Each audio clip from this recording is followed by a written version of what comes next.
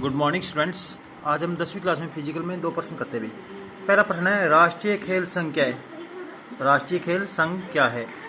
राष्ट्रीय खेल संघों को राष्ट्रीय चैंपियनशिपों का आयोजन करने, अंतर्राष्ट्रीय स्पर्धाओं में भाग लेने के लिए तथा टीमों को तैयार करने हेतु प्रशिक्षण व शिविरों का आयोजन करने के लिए वित्तीय सहायता प्रदान की जाती है। राष्ट्रीय खेल संघों को खेल उपकरण खरीदने के लिए भी आर्थिक सहायता दी जाती है।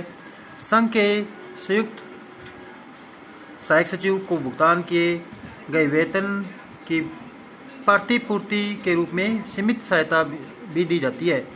विभाग द्वारा जारी की गई मार्गदर्शक रूपरेखाओं के अनुसार सहायता के अनुरोध पर कार्रवाई की जाती है। भारत में राष्ट्रीय खेल 8 और 9 फरवरी सन 1924 को प्रथम बार नई दिल्ली में आयोजित की गई। सन 1927 में भारतीय ओलंपिक एसोसिएशन की स्थापना की गई। सन 1927 में भारतीय ओलंपिक एसोसिएशन की स्थापना हुई। इस प्रकार धीरे धीरे राष्ट्रीय खेल संघ बनने लगे। ये खेल संघ भारतीय ओलंपिक संघ के अधीन ही है। ये जो खेल संघ है ना छोटे छोटे, वो भारतीय ओलंपिक संघ के अधीन ही है, कार्य करते हैं। राष्ट्रीय खेल संघों के पदाधिकारियों का चुनाव प्रत्येक 4 वर्ष बाद होता है। कोई भी पदाधिकारी 8 वर्ष से अधिक समय तक पद पर नहीं रह सकता।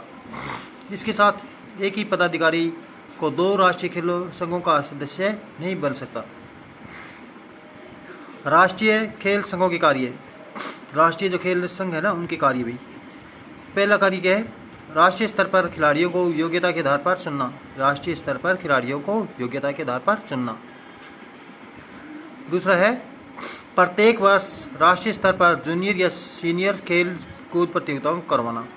प्रत्येक वर्ष, हर वर्ष राष्ट्रीय स्तर पर जूनियर और सीनियर खेल कूद प्रतियोगिताएं करवाना।